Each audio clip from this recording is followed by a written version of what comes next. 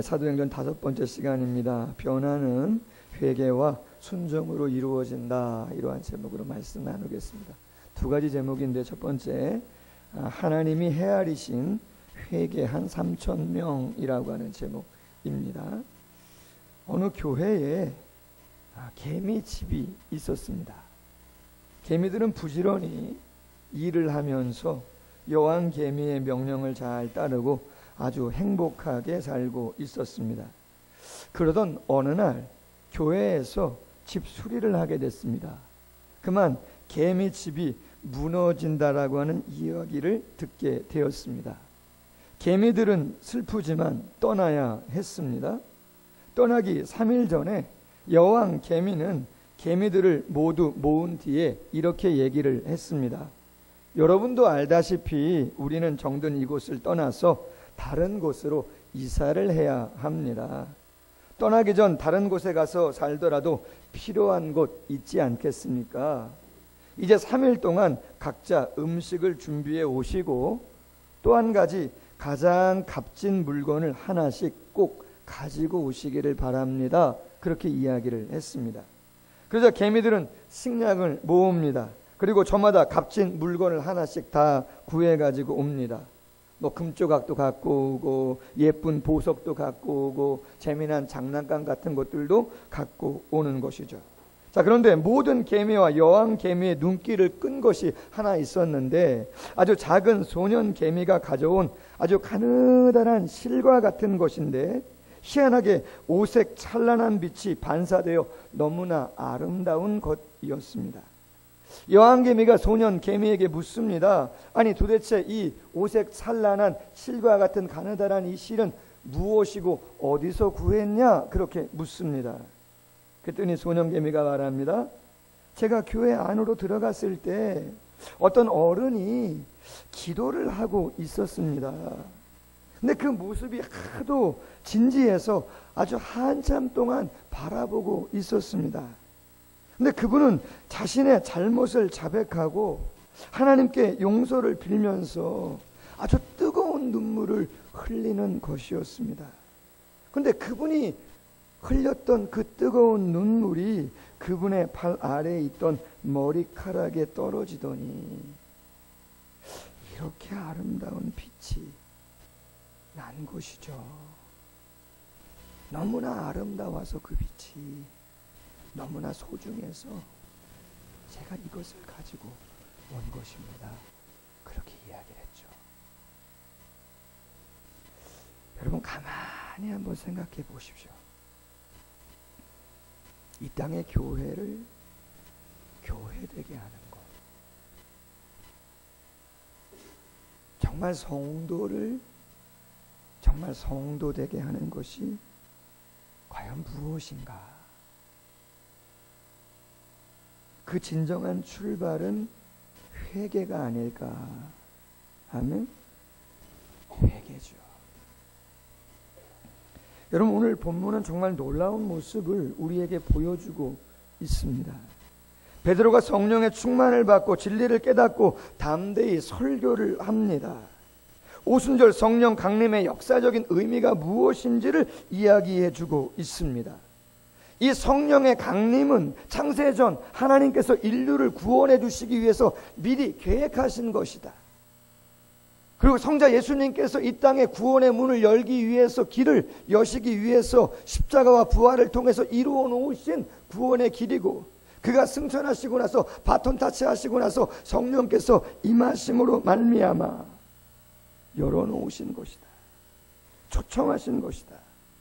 구약에도 성령의 역사는 있었지만 구약의 성령의 역사는 제한적이고 지속적이지 않았지만, 이제 구원의 완성을 위해 오신 성령은 모든 사람에게 바람처럼 불꽃처럼 임하셔서 죄로 인해 혼란스러워진 인류를 언어의 하나됨을 보여주면서 그 구원의 시작을 열어가고 계신 것이다.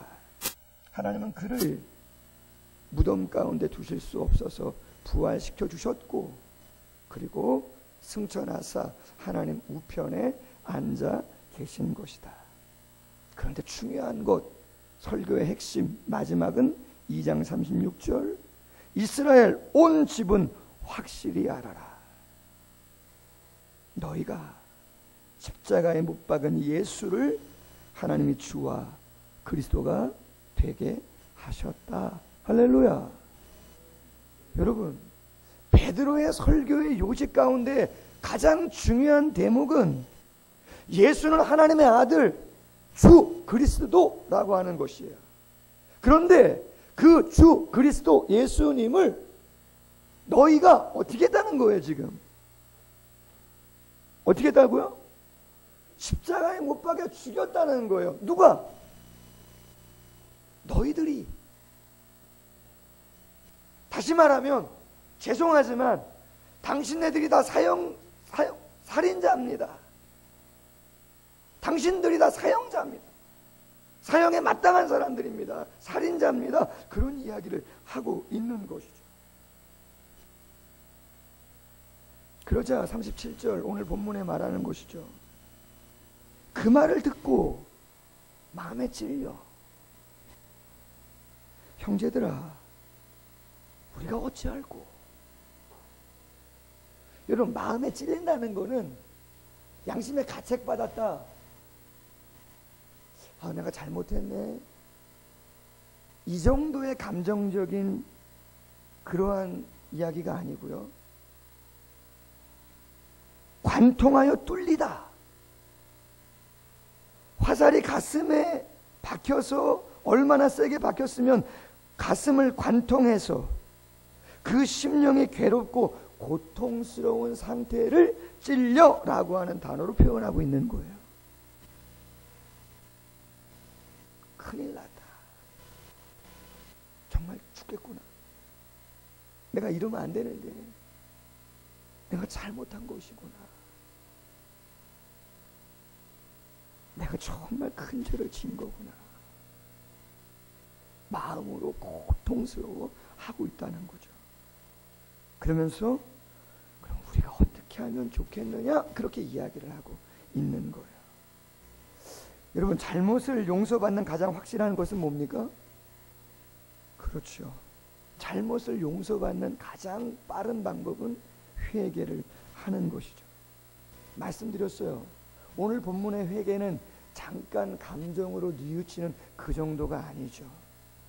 합동신학대학원대학교의 김병훈 조직신학 교수님이 참된 회개가 무엇인가 이렇게 얘기해요. 진정한 회개란 성령의 도움으로 율법의 경고를 받아 자신의 영혼성에 뿌리 깊이 내려져 있는 본성의 부패함을 깊이 깨닫는 것이다. 아니, 내가 실수했네? 내가 착각했네? 잠깐 순간 지나치는 게 아니고, 하나님 앞에서의 진정한 회개라고 하는 것은 그래, 나는 영적으로 무지했던 사람이고 하나님과 멀었던 사람이고 난 약한 존재지. 그것을 철저하게 통감하고 본성의 부패가 내 안에 있음을 고백하고 인정하는 사람이다. 그리고 더 중요한 것은 참된 회개의 초점은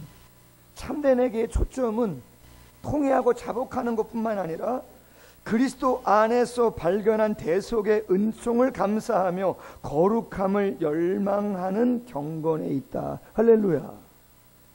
참된 회개는 아파하는 것만이 아니라 그리스도께서 열어놓으신 구원의 길을 알고 소망하면서 내가 그 거룩한 경건에 이르기를 위해서 애쓰고 노력하는 것이 진정한 참된 회개다. 할렐루야. 그렇게 이야기하는 것이죠. 초점, 포커스가 그래, 나는 부족한 사람이야, 난 약한 사람이야, 난 죄인이지, 여기서 머무르는 것이 아니라 진정한 참된 회개는 그럼에도 불구하고 나를 사랑하신 하나님의 은혜와 사랑을 기억하면서 그분이 원하시는 삶으로 내가 나아가겠다 결단하고 애쓰는 그것이 진정한 회개이다. 할렐루야. 여러분, 그럼 중요한 건 뭡니까? 중요한 건 우리가 그 회개를 지금 하고 있는가, 그것이죠. 아멘?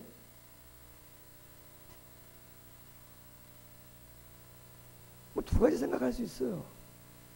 잘하시니까 그렇게까지 뭐 많은 눈물과 자복과 통해와 아픔을. 그러나 한편으로는 서두에 말씀드린 것처럼 한국교회가, 우리가 너무 회개에 너무 등한히 하는 그런 모습은 없는가라고 하는 것이죠.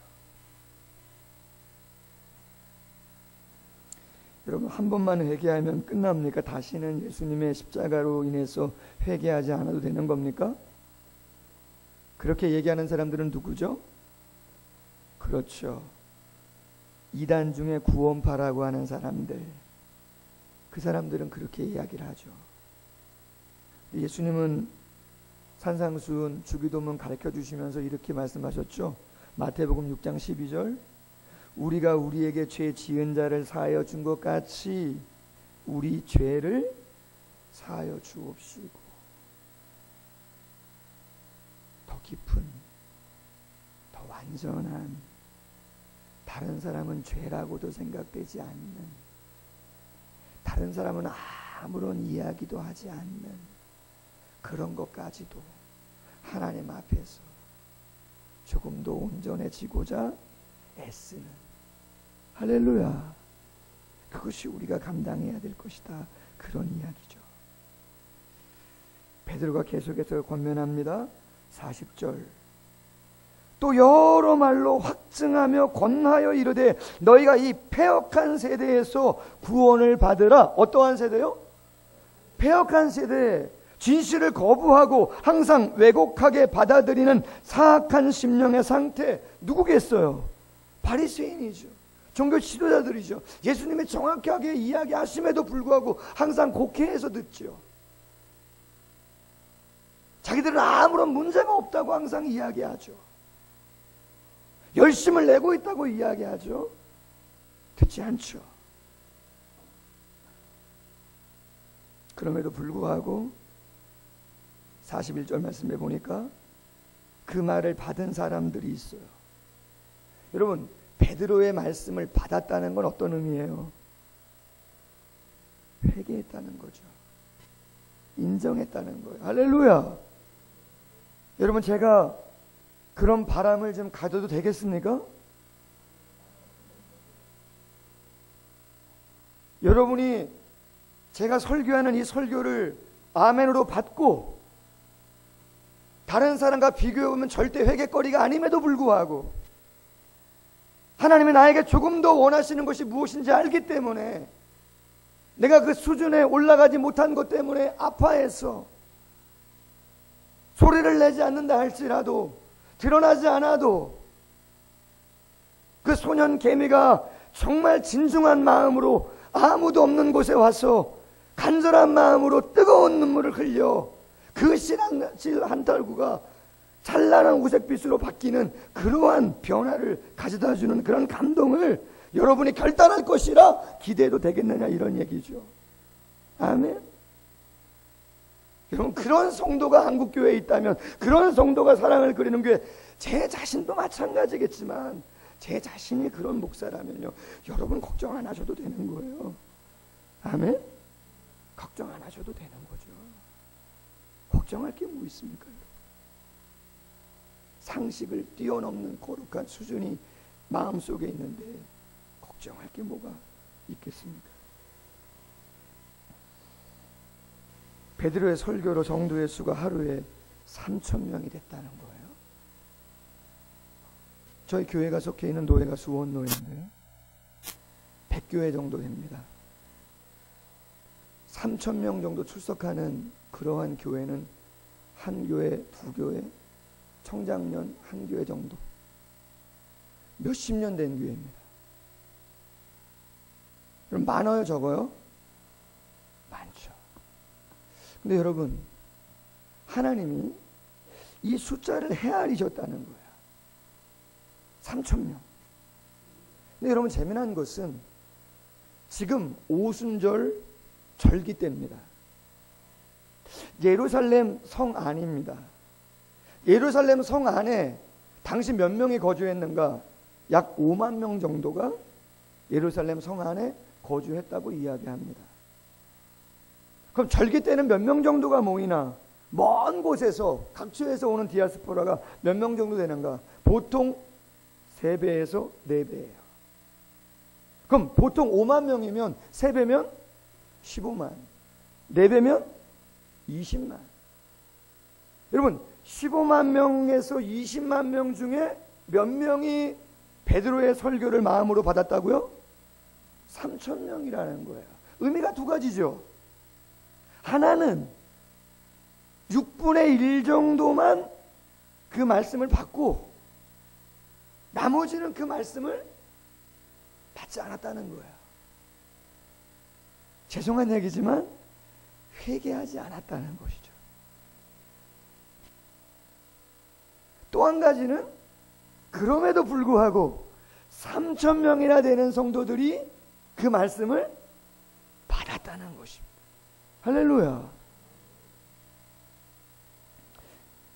오늘 오카는 목사님 이야기를 한 2번 할 건데, 오늘 이 본문에 대해서 고 돌아가신 사랑을 그린 사랑의 교회 오카는 목사님이 이런 말씀을 했어요. 세례받은 3천 명은 과연 어떤 사람들인가? 자기 욕구를 가지고 개인적인 원통함을 풀기 위해서, 아니면 신비한 체험을 하고 싶어서 모인 무리가 3천 명인가? 맞습니까? 아니죠. 3천 명, 그들은 자신의 가슴을 치고 회개한 사람들이었다.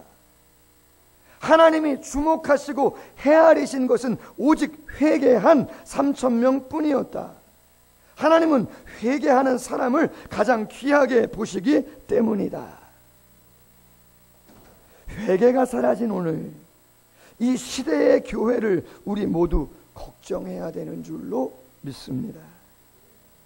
찬양의 소리는 높고 무엇인가 달라고 하는 간구의 소리는 높지만,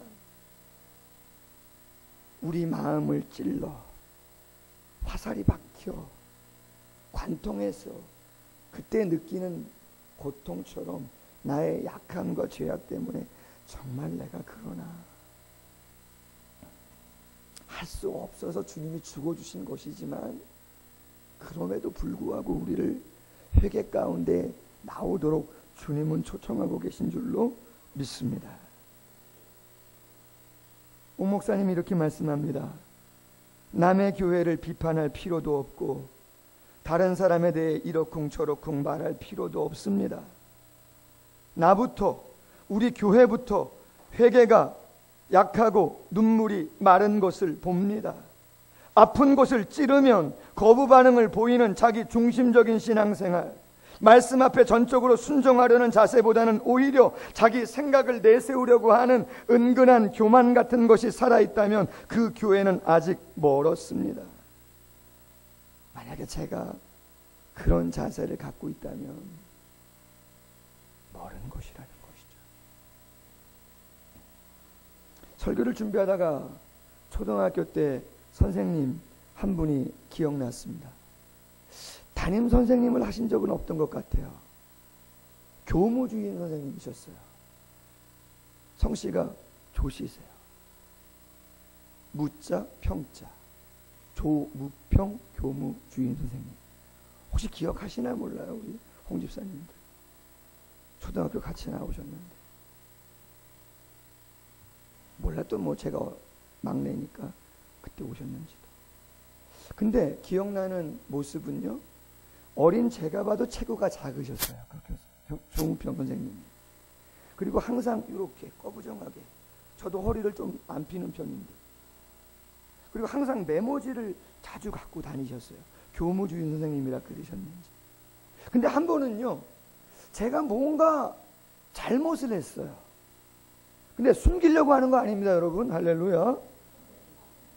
뭔지는 모르지만 잘못했는데 뭘 잘못했는지 기억은 안 나요. 근데 잘못했어요. 근데 담임 선생님도 아무 말씀 안 하셨는데 어쨌든 그 조무평 선생님이 저에게 오셨어요. 그러더니 저를 불러내세요, 교실 밖으로. 그러더니 혼을 내거나 매를 내거나 이런 게 아니에요. 벌을 주거나. 그게 아니고 제 이름을 부르면서 이렇게 얘기하는 거예요. 야, 만표야, 네 손을 네 가슴에 한번 대라. 붕떠죠. 왜 그러시나? 그래서 제가 제 손을 가슴에 댔죠. 눈을 감아라. 그러더니 조무병 선생님이 이렇게 말하죠. 야 만표야, 네 양심이 이야기하는 그 양심의 소리를 네가 한번 들어봐라. 그렇게 얘기하시는 거예요. 그리고 그냥 가셨어요.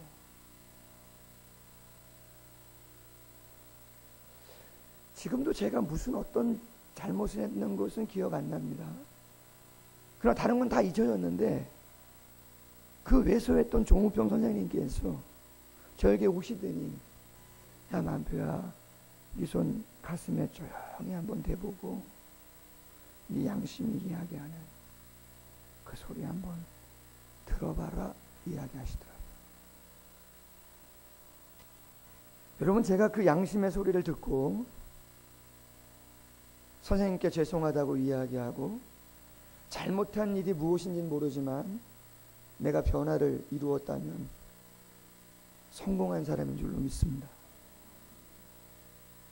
신앙을 갖고 있는, 성령을 모시고 있는 하나님 앞에, 우리가 신앙의 양심 앞에 우리가 조용히, 제가 여러분 뭐라고 말씀을 드리지 않아도, 여러분이 제게 어떠한 이야기를 하지 않아도, 정말 제가 기도 시간에 홀로 있을 때 신앙의 양심, 성령 앞에서 그 성령의 음성을 들을 수 있다면 우리는 귀한 사람들입니다. 누가 무엇이라고 이야기하지 않아도 아무 문제 발생되지 않습니다. 감사하게 초대교회에 있었던 놀라운 변화는 회개를 했다는 것이죠. 인정하고 세례를 받고 구원을 받는 우리 가운데 그러한 역사가 있었으면 좋겠습니다. 두 번째 제목, 변화는 말씀에 순종할 때 일어난다라고 하는 제목입니다. 여러분, 오늘 마지막 절에 정말 놀라운 초대교회의 모습이 증거되고 있습니다. 47절, 하나님을 찬미하며 또 온 백성에게 칭송을 받으니 주께서 구원받는 사람을 날마다 더하게 하시니라. 할렐루야. 한국교회의 비전이고 꿈이죠. 우리의 간절한 소망이죠. 구원받는 자가 날마다 늘어간다. 얼마나 아름다워요. 그런데 여러분, 이런 역사가 거저 일어난 것이 아니죠. 솔직히 칭송을 받는다? 여러분, 12제자 120문도는 핍박받는 사람들이었어요. 다 무시당하는 사람들이었습니다. 그럼에도 불구하고 칭송을 받아요. 구원받는 사람들이 늘어나요. 놀라운 변화죠. 여러분, 어떻게 이런 일이 일어납니까? 성령의 역사인 줄로 믿습니다. 그러나 여러분, 그냥 성령의 역사라고만 이야기하지 마십시오. 지난 시간에 설교 제목으로 말씀드렸습니다. 성령은 우리를 어디로 인도한다? 진리 가운데로 인도한다. 할렐루야. 성령이 단독으로 역사하시고 변화시킬 수 있습니다. 그러나 성령이 임하고 오순절 이후에 우리를 부르시고 나서는 기억하십시오. 성령은 진리와 함께, 말씀과 함께 우리의 영안을 열고 우리를 깨우쳐서 바른 길로 인도하시는 줄로 믿습니다. 이건 생각해 봅니다. 사랑을 그리는 교회가 어떻게 하면 칭송을 받을 수 있을까? 교회를 조금 더 늘리면 되나? 임직자를 세운다는데, 중직자를 세운다는데, 중직자를 잘 세우면, 많이 세우면 안 믿는 사람들이 와, 사랑을 그리는 교회를 칭송하겠나? 여러분, 칭송이라는 게 뭐예요? 칭찬이죠. 인정이에요. 높여주는 거예요. 박수 쳐주는 거잖아요. 기리는 것이에요. 여러분, 우리 사랑을 그리는 교회가 증축하면, 일꾼들을, 직분자를 세우면 안 믿는 사람들이 그렇게 칭송하겠냐 이 말이에요. 저 교회 잘 되나 보다. 아이고야, 커지네. 이 정도 아닙니까?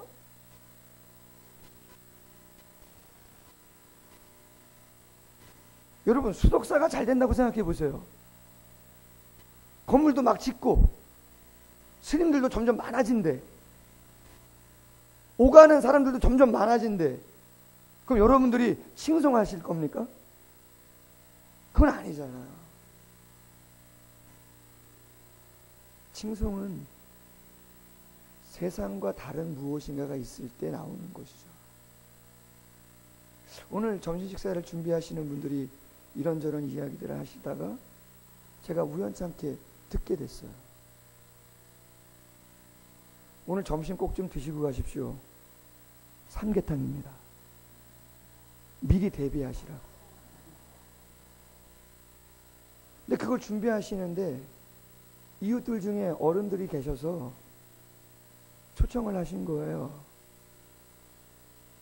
그런데 굳이 삼계탕을 먹겠다고 여기까지 오시기는 조금 그러셨나 봐요. 근데 이런저런 얘기를 오가시는데 어느 한 분이 당신이 이 지역에 가난하게 사는 3가정 정도를 알고 계시대요. 조심스럽게 얘기를 하세요. 그 가정에 이걸 좀 갖다 주려고 한다고.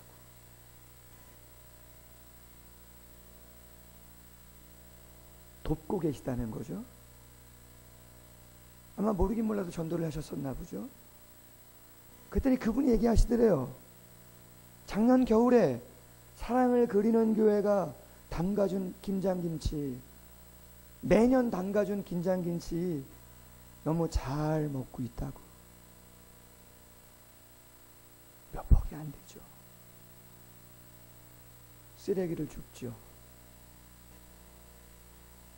교회를 개방하죠.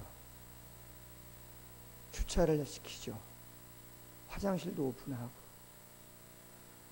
할 수 있는 한 문화교실도 최대한 섬기려고 노력하죠. 안 믿는 분들도 오시잖아요.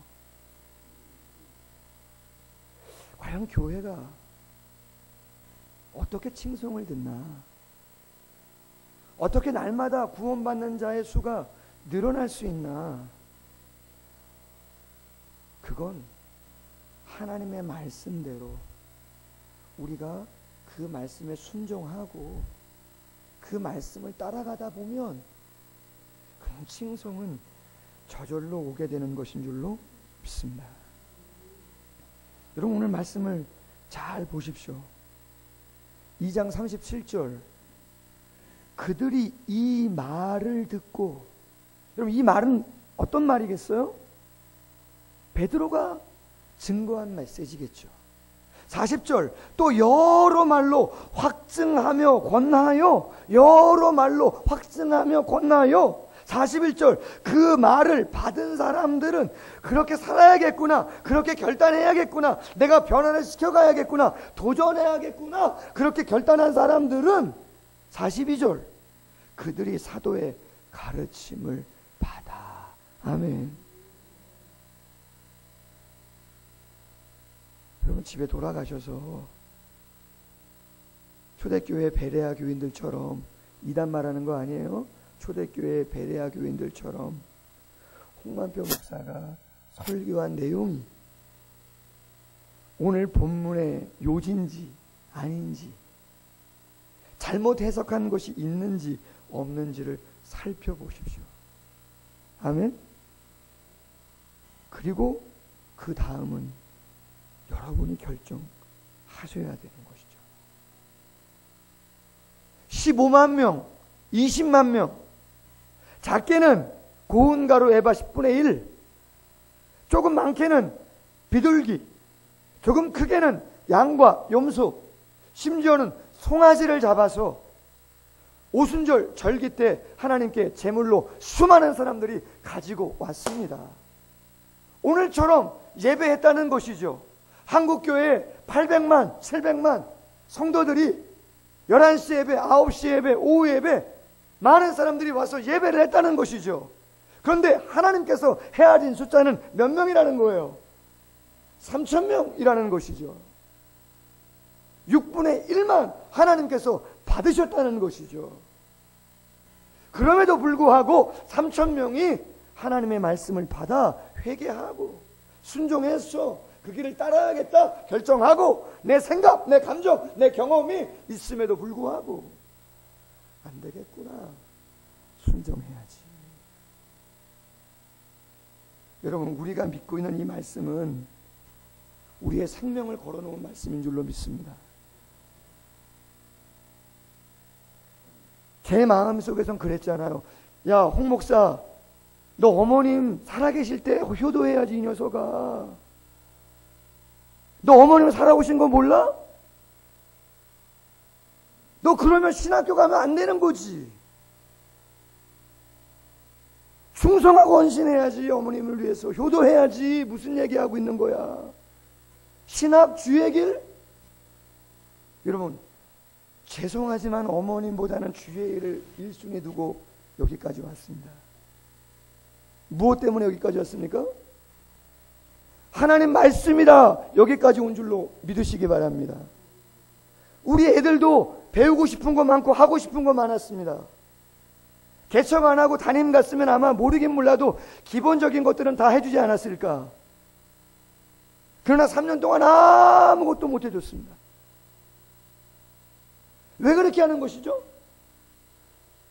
내 마음속에 희한하게 하나님의 말씀이 너무나 귀하고 그것을 미룰 수 없고 부르심이 있어서 하나님의 말씀 때문에 감당하시는 것인 줄로 믿습니다. 그거 아니면 아무것도 아니죠. 말씀은 그런 것이죠. 그 무엇보다 중요한 것, 내가 순종해도 내가 복종해도 절대 아깝지 않은 것, 그것이 말씀이죠. 변화? 회개하지 않는다면, 순종하지 않으신다면 변화는 없습니다. 변화는 아파하고 갈망하고 순종하는 자에게 선물로, 할렐루야, 성령을 선물로 받으리라. 성령을 선물로 주시는 것이죠. 신비죠.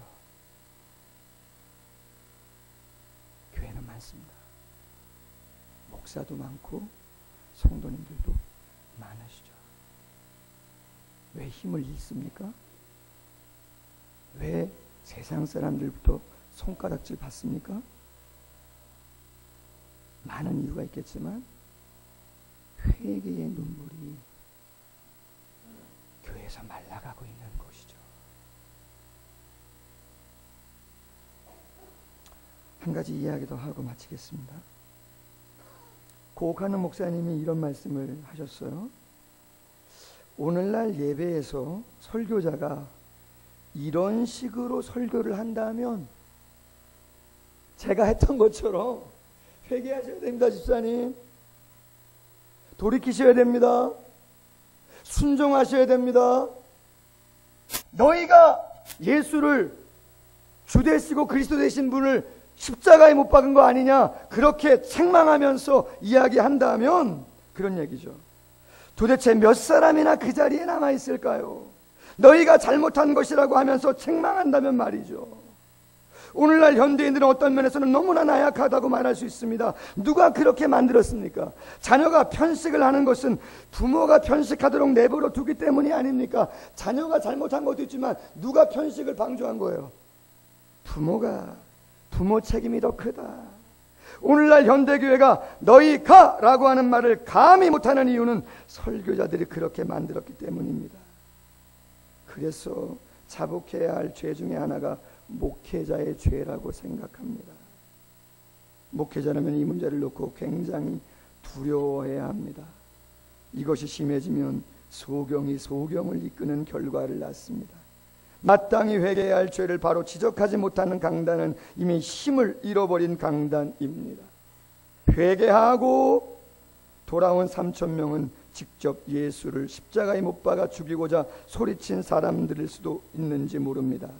그래서 너희가 못 박아 죽였으나 라고 하는 말은 그들의 가장 아픈 곳을 찌른 것입니다.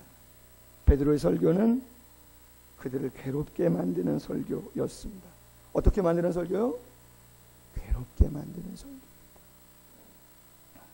어떤 면에서 강한 거부 반응을 일으키는 설교였지만 성령의 역사가 그 자리에 나타날 때 그 3,000명은 말씀 앞에 거꾸로 졌습니다. 그런 변화는 회개와 순종으로, 하나님이 헤아리시는 회개하는 사람 3,000명 우리가 되기를 소원합니다. 그러므로 칭송받아 구원받는 자가 날마다 더 늘어나는 그런 놀라운 역사를 이루어가는 모두가 되기를 주님의 이름으로 소원합니다.